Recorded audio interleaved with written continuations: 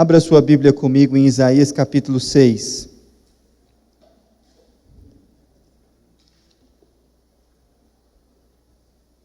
Texto do profeta Isaías, capítulo 6.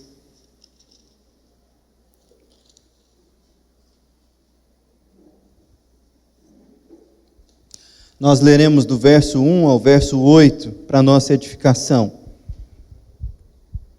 A palavra do Senhor diz o seguinte: No ano da morte do rei Uzias, eu vi o Senhor assentado sobre um alto e sublime trono, e as abas de suas vestes enchiam o templo. Serafins estavam por cima dele, cada um tinha 6 asas. Com 2 cobria o rosto, com 2 cobriam os seus pés, e com 2 voava. E clamavam uns para os outros, dizendo: Santo, Santo, Santo, é o Senhor dos exércitos. Toda a terra está cheia de sua glória. As bases do limiar se moviam à voz do que clamava, e a casa se encheu de fumaça. E então disse eu: Ai de mim, estou perdido, porque sou um homem de lábios impuros. Habito no meio de um povo de impuros lábios, e os meus olhos viram o Rei, o Senhor dos exércitos. Então um dos serafins voou para mim, trazendo na mão uma brasa viva, que tirara do altar com uma tenaz. Com a brasa tocou a minha boca, e disse: Eis que ela tocou os teus lábios, a tua iniquidade foi tirada, e perdoado o teu pecado. Depois disto, ouvi a voz do Senhor que dizia: A quem enviarei? E quem há de ir por nós? Disse eu: Eis-me aqui, envia-me a mim. Essa é a palavra do Senhor. Oremos mais uma vez.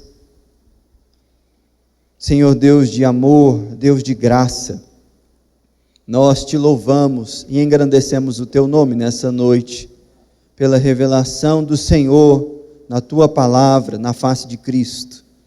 E nós te pedimos, ó Deus, que o Senhor edifique o nosso coração, para que o nosso compromisso com o Senhor cresça, para que a nossa consagração, ó Deus, seja edificada na tua palavra, para que o seu consolo e a maravilhosa graça do Senhor sejam, ó Deus, reveladas em um pouco mais para cada um de nós aqui. Nós oramos no nome de Jesus. Amém. Quando me convidou, o pastor Giovanni me disse que nesse mês da reforma, vocês, domingo após domingo, estão visitando cada uma das doutrinas centrais do pensamento reformado, que foi colocado no acróstico TULIP. E ele me deu a responsabilidade de falar com vocês sobre a irresistível graça. A graça do Senhor que nos é irresistível. E do ponto de vista lógico, quando a gente está pensando na doutrina, o raciocínio mais natural, quando nós pensamos em por que a graça é irresistível, é pensar que nós estamos diante de um Deus soberano, que de acordo com o seu poder infinito e com a sua sabedoria eterna, rege todas as coisas, e que a graça é irresistível, porque quem é que pode resistir aos intentos dele? Está lá em Romanos capítulo 9. É um pensamento lógico. Ele guia o coração do rei, como está colocado em Provérbios 16. O coração de cada um de nós aqui não está encoberto. A ação dele, e nesse sentido, ele conduz aqueles a quem ele quer salvar, a encontrarem o Evangelho e a se entregarem de todo o coração.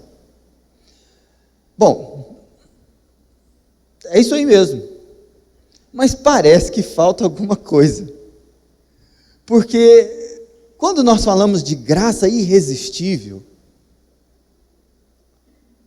não é que a gente fica resistindo à graça, mas a impressão que eu tenho é que nós somos conquistados por ela.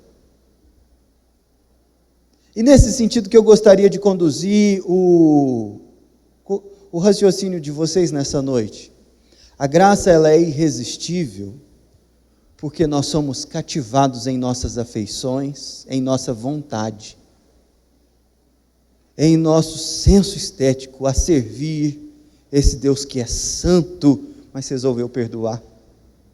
Esse Deus que é todo poderoso e pode fazer o que Ele quiser, mas resolveu nos engajar na sua missão. Esse Deus maravilhoso, que de maneira irresistível se aproxima de nós, não para violentar a nossa consciência ou esmagar a nossa liberdade, mas para nos conquistar com a beleza da sua santidade e com a generosidade do seu amor. E tudo isso, creio eu, está nesse texto que nós acabamos de ler.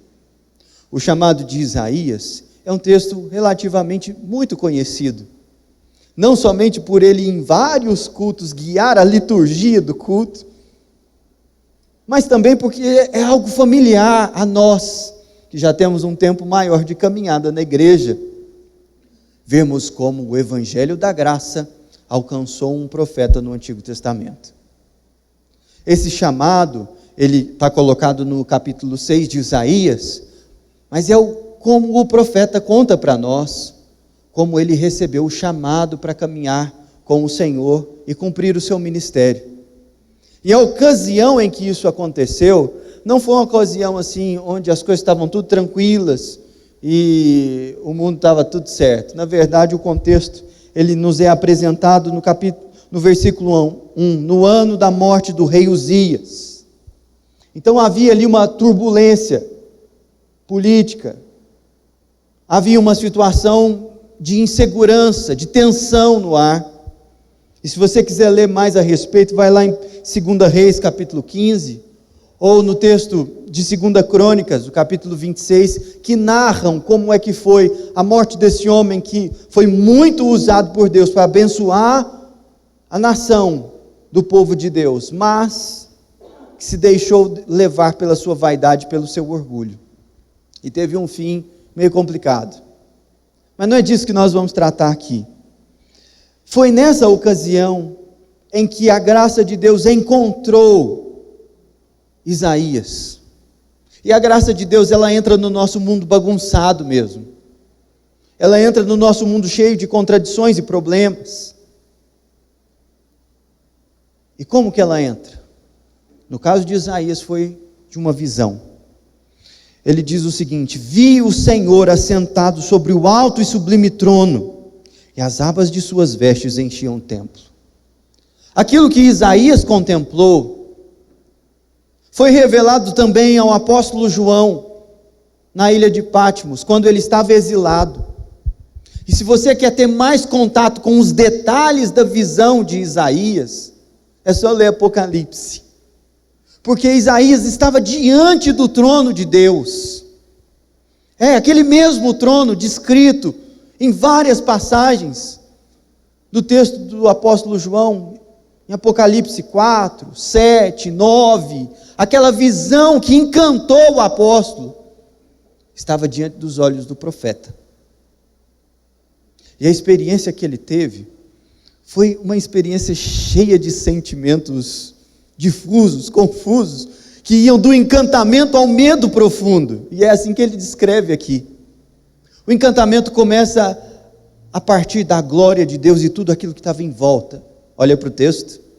Versículo 3: serafins estavam em cima dele, cada um tinha 6 asas, com 2 cobriam o rosto, com 2 cobriam os seus pés e com 2 voavam. E aqui fica claro, nessa descrição dos seres celestiais, toda a solenidade daquele ambiente, e toda a reverência que esses seres celestiais, tão excelsos, tinham diante do Senhor que estava no trono. E o texto continua dizendo o que eles clamavam. E clamavam uns para os outros, dizendo: Santo, Santo, Santo é o Senhor dos exércitos, toda a terra está cheia de sua glória. E aqui eu gostaria de destacar, em primeiro lugar, que a graça é irresistível, porque ela tem origem num Deus santo. E eu vou explicar a você por quê. Geralmente nós entendemos a santidade de Deus no aspecto dele ser separado do pecado, e faz todo sentido. É isso que significa a palavra santo, literalmente. Santo significa separado. Algo que é santificado é algo que é separado para Deus. E Deus é santo. Como diz Tiago, não é tentado pelo mal, e não tenta ninguém ao mal. Nele não há sombra nem variação de mudança. Seu caráter é íntegro, puríssimo. Mas, veja que interessante, que o aspecto da santidade de Deus que é destacado aqui, num primeiro momento, não está relacionado à sua pureza, mas sim à sua beleza e à sua criatividade. Porque olha para o texto, dá uma olhada, ele diz o seguinte: Santo, Santo, Santo é o Senhor dos exércitos. E a declaração que segue é: toda a terra está cheia de sua glória. Para alguém que estava tendo uma visão do trono de Deus, dos serafins cantando, e de toda aquela beleza dos 4 seres viventes, e todo aquele aparato, não é curioso que o que ele ouve é que não são os céus que estão cheios da glória, mas é a terra? É coisa para a gente pensar. Porque Deus encheu generosamente a terra de toda a sua glória. E onde está depositada essa glória? Na criação, na obra de Deus. Perceba que, embora essa seja uma visão celestial da santidade de Deus, os anjos estão falando que a glória a que eles estão se referindo está posta, patente, em toda a terra. Não é em uma parte da terra, é em toda a terra. Isso significa que a santidade de Deus é vista na beleza, na inteligência, na generosidade da criação.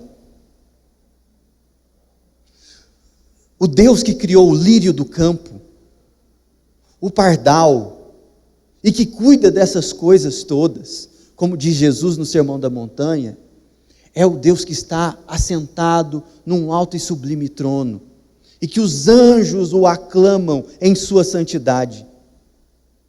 Mas a santidade de Deus é contemplada por nós, nessas coisas pequenas que o Senhor fez, nos vários biomas, na biodiversidade, na beleza do Senhor, revelada na face daqueles que foram criados à sua imagem e semelhança, na criatividade que Ele plantou para que a gente pudesse fazer arte. Não a arte que os nossos filhos fazem, mas essa arte que enriquece a existência e mostra para a gente que Deus, na sua glória, se revela de maneiras muito, muito generosas em tudo aquilo que Ele fez.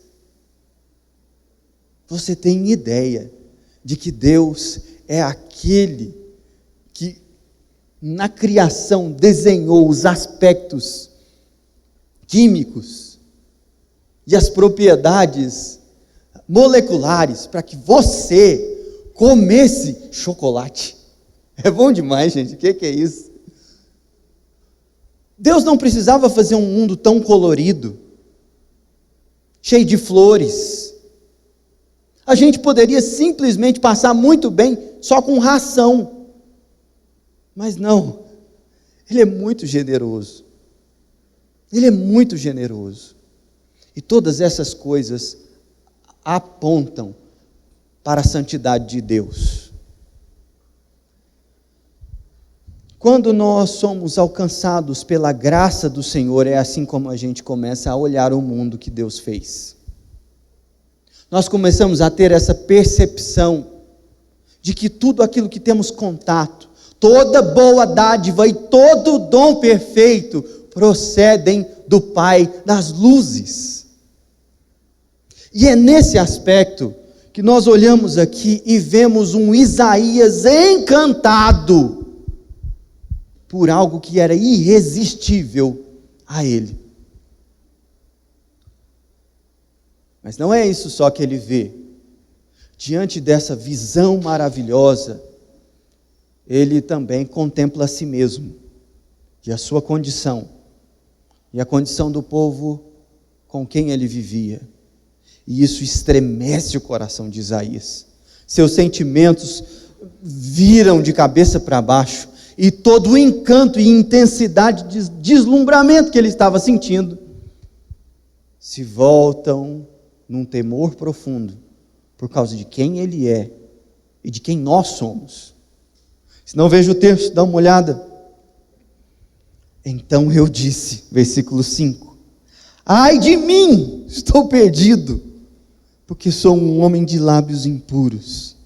Habito no meio de um povo de impuros lábios, e os meus olhos viram o Rei, o Senhor dos exércitos. A santidade de Deus, ao mesmo tempo que causa esse deslumbramento maravilhoso no coração de Isaías, traz ele um profundo temor, uma experiência de inadequação profunda. E se você já saiu sem máscara na rua, nesse tempo de pandemia, e achou que estava pelado, e teve aquela sensação ruim, assim, de estar todo mundo olhando para você, e voltou para trás e falou assim: nossa, o que eu fiz? Esqueci. Às vezes só eu sou distraído aqui, mas isso aconteceu comigo algumas vezes na pandemia. A verdade é que, se quando as pessoas olham para nós nos reprovando na nossa conduta, já nos sentimos constrangidos, o que é ter o Deus santo, santo, santo diante de nós e saber que a nossa conduta não corresponde? Saber que pecamos por ação e também por omissão.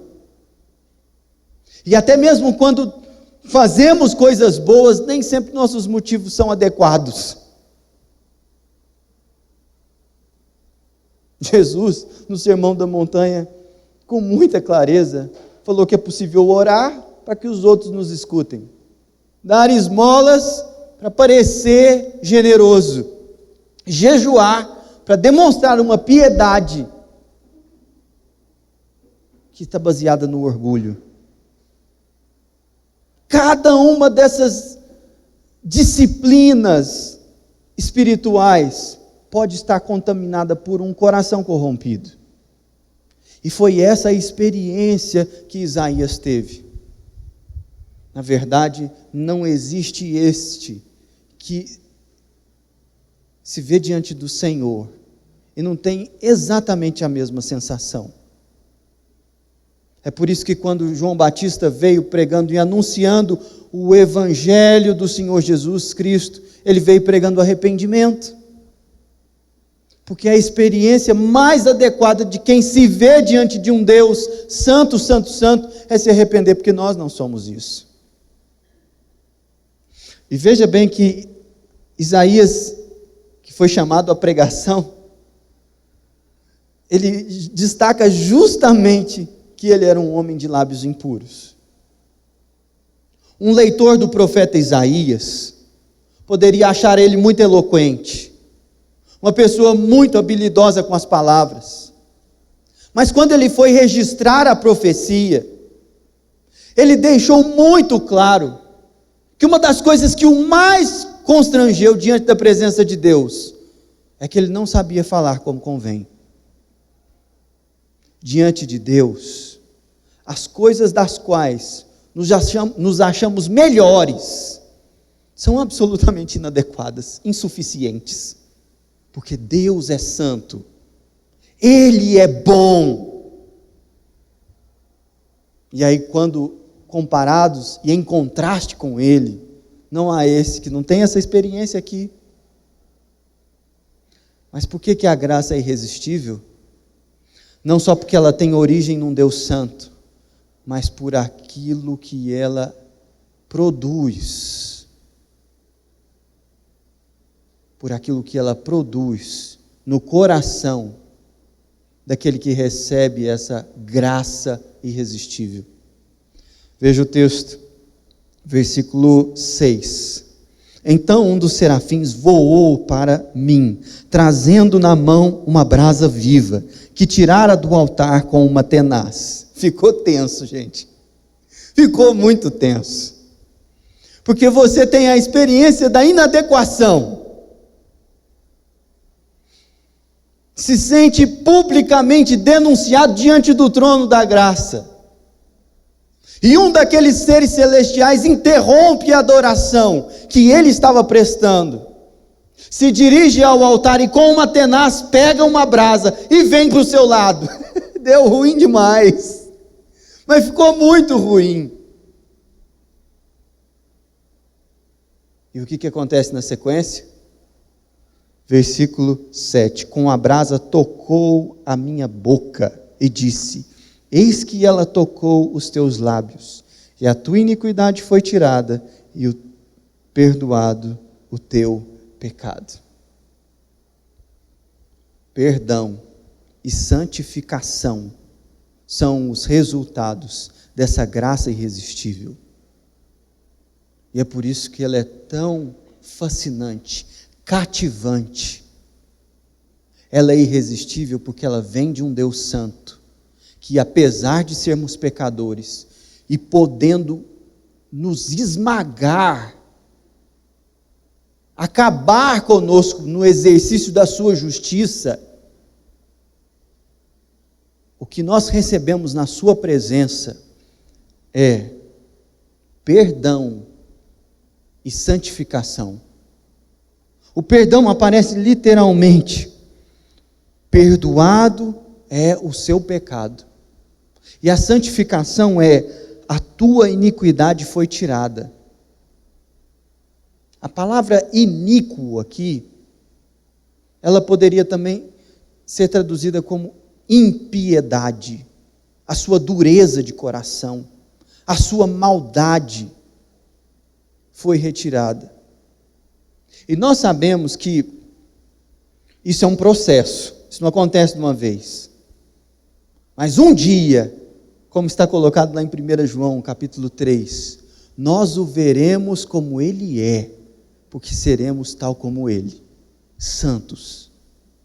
E é por isso que o apóstolo Paulo, quando está escrevendo a primeira carta aos Coríntios, ele diz: aos santificados em Cristo Jesus, chamados para ser santos. Porque é isso que o Senhor fez conosco, através do ministério de Jesus Cristo. E esse ministério de Jesus é sinalizado aqui na brasa que é tirada do altar. Porque veja bem, diante daquele ambiente, a imagem que poderia ter sido usada para fazer o que fez com Isaías, poderia ser qualquer uma.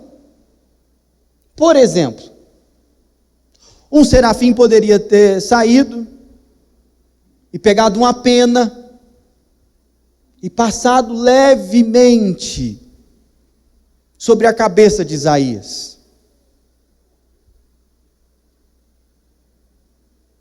Ou então, uma água poderia ser trazida numa bacia, e ele poderia ser ali molhado, purificado. Mas por que a brasa? Por que essa experiência de aparente ferimento e a surpresa de um benefício que não lhe causou dor? Porque o pecado seria pago, e sangue seria derramado, e muita dor seria experimentada para que o perdão e a santificação de Isaías fossem reais. É disso que se trata a simbologia aqui. Não foi suave, não foi sem dor, embora não tenha sido Isaías que sentiu. E aqui está um dos aspectos de quão irresistível é essa graça, de um Deus que não inocenta o pecado, e nem o pecador, mas que traz perdão sem esmagar esse a quem ele remiu. É um mistério, que na hora que ele pensou que seria totalmente destruído, ele foi purificado. E aquilo que deveria lhe causar profunda dor, não. não foi isso que aconteceu. Porque alguém tomou sobre si as suas dores. É disso que Isaías está falando no capítulo 53. Quando ele vai falar do ministério do Messias, que ele levou sobre si as nossas dores, e o castigo que nos traz a paz estava sobre ele, e pelas suas pisaduras, pelas suas feridas, nós fomos sarados. Quando nós entendemos que Deus desviou para o seu Filho amado toda a culpa e condenação que nós merecíamos, a graça se mostra ainda mais irresistível. Porque ela tem origem num Deus santo, e ela se manifesta perdoadora, santificadora na nossa história.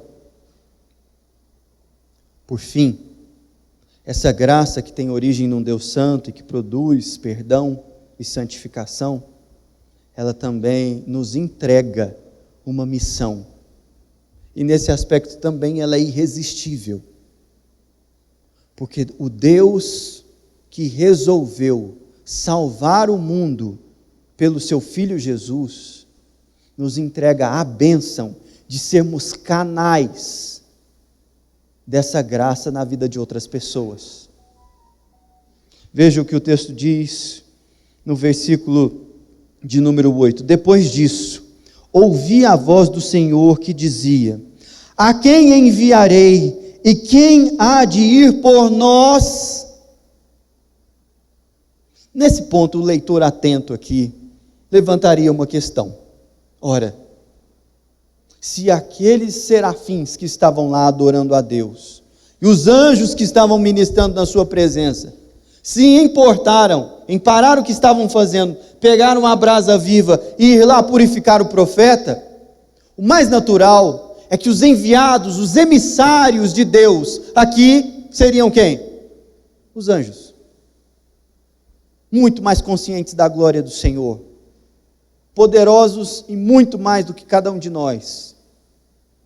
Seres dos quais nós não conseguiríamos nem descrever, nem imaginar com exatidão, ali à disposição do Eterno.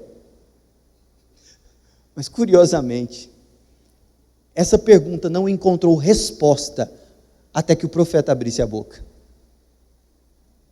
Quem enviarei e quem há de ir por nós? E a resposta de Isaías é: eis-me aqui, envia-me a mim. Voluntariamente, o profeta se coloca à disposição do Senhor. Sua vontade não é violentada, mas diante da santidade de Deus e daquilo que ele recebeu, ele entendeu que era irresistível recusar o chamado do Senhor.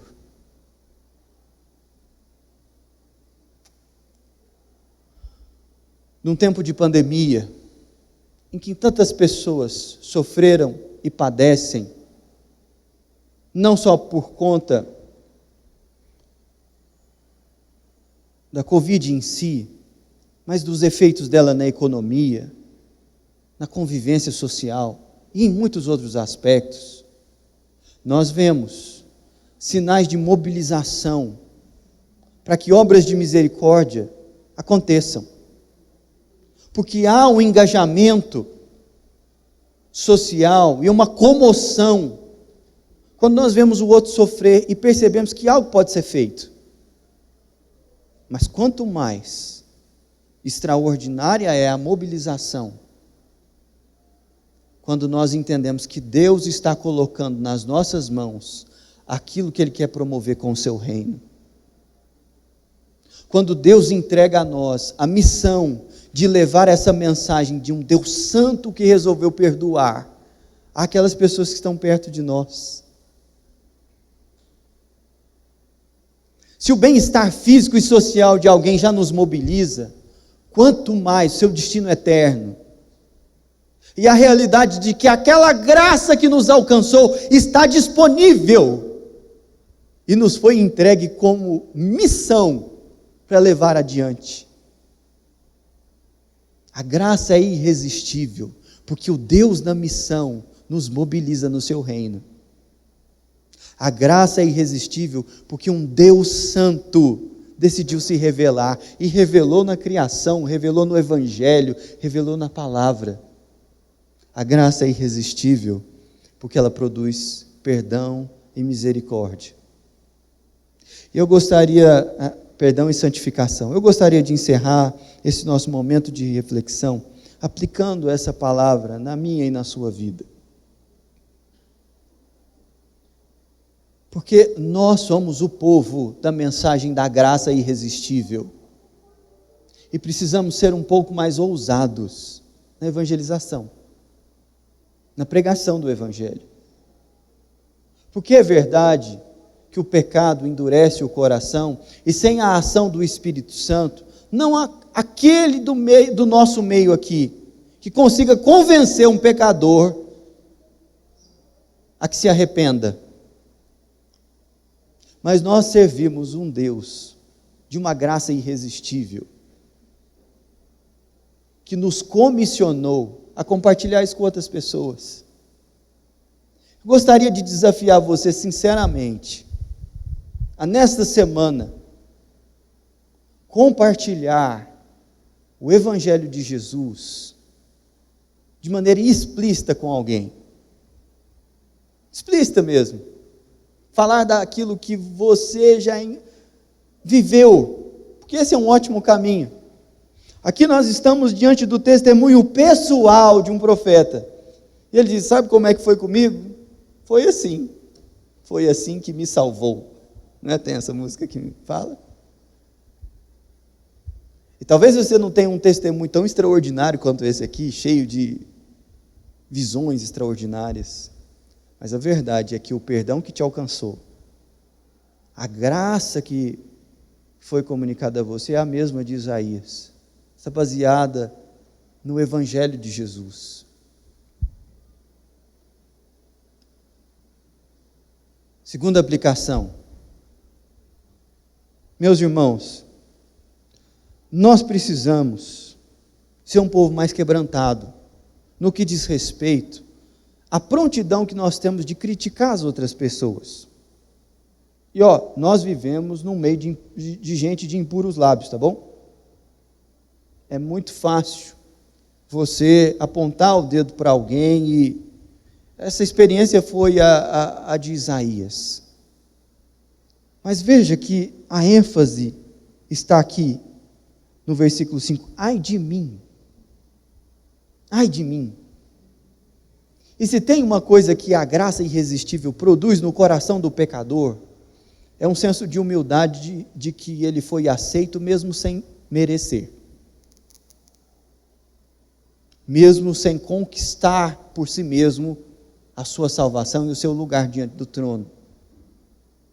Irmãos, nós somos todos pecadores, muito inclinados à maledicência, à crítica gratuita. Mas a graça irresistível deve nos fazer mais ponderados com relação aos julgamentos que fazemos com as outras pessoas. Porque diante de Deus, quando você está diante do Senhor, você continua com a consciência de que os outros pecam, que eles erram, que o povo de Deus é falho, mas a ênfase está no ai de mim.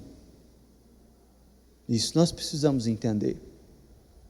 Mas por fim, eu gostaria de falar com você que nos assiste, com você que está aqui, e que fica pensando, fala assim: nossa, esses sentimentos de Isaías, e isso que ele narra aqui, parece que é tão intenso. Eu acho que eu nunca vivi essa experiência de quebrantamento diante de Deus, essa sensação de perdão e de alívio, que essa graça, que estão dizendo aí que é irresistível, produz. Quem sabe? Quem sabe? Não é justamente isso que o Senhor quer produzir no seu coração nessa noite? Por isso eu quero chamar você a uma oração, em que você fala o seguinte para Deus: Senhor, a Tua palavra me diz que eu sou pecador, mas eu não tenho consciência muito disso ainda. Mas se isso que o profeta disse é real, faz eu passar por essa experiência também. Eu quero ter um encontro com o Senhor. Eu quero saber o quão irresistível é a tua graça. Me conquista. Vamos orar? Feche os seus olhos.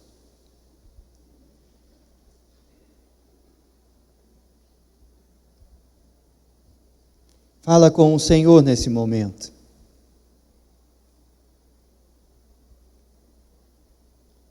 Senhor nosso Deus e Pai, nós te agradecemos, porque a graça do Senhor é irresistível.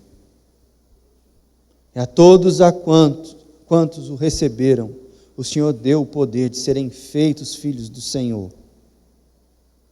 E nessa noite, na limitação da nossa compreensão, mas no poder do Teu Espírito, nós cremos que estamos diante do trono do Senhor. E embora não tenhamos essa visão com tanta clareza agora, sabemos que o Senhor está presente nesse lugar. Tua graça é irresistível àqueles a quem o Senhor decide revelá-la. E nós clamamos por conversões, ó Pai, através do ministério dessa igreja, dos irmãos que estão aqui, que eles, ó Deus, comissionados pelo Senhor, depois de terem sido purificados e perdoados, que, ó Deus, o Senhor ministre salvação através da pregação do Evangelho de cada um de nós aqui. Dá-nos uma semana, Deus, em que possamos testemunhar da Tua graça irresistível, e que o Senhor, ó Deus, chame pecadores como Isaías ao arrependimento e à entrega ao Senhor. Pai, nós clamamos por aquelas pessoas que aqui sentem que não passaram por essa experiência, que olham para si e se veem mais ou menos na média, não se acham tão inadequados assim. Pai, que um profundo quebrantamento da Tua parte tome conta do nosso coração. Faz-nos um povo, ó Deus, consciente da Tua santidade. E que isso não seja, Deus, motivo para nos vangloriarmos ou julgarmos os outros, mas quebranta o nosso coração, Pai. Quebranta o nosso coração. E que essa mensagem graciosa de que Jesus levou sobre si a dor que nós merecíamos pelos nossos pecados, sempre esteja presente nos nossos lábios. Deus, que essa experiência de alívio do perdão, de santidade compartilhada, tome conta do Teu povo, ó Deus, e que mais fervorosamente possamos caminhar uns com os outros na direção do alvo que é Cristo. Que a graça do Senhor Jesus Cristo, o amor de Deus o Pai, a comunhão e a consolação do Espírito Santo de Deus sejam sobre nós e sobre todo o povo do Senhor espalhado pela face da terra. Amém.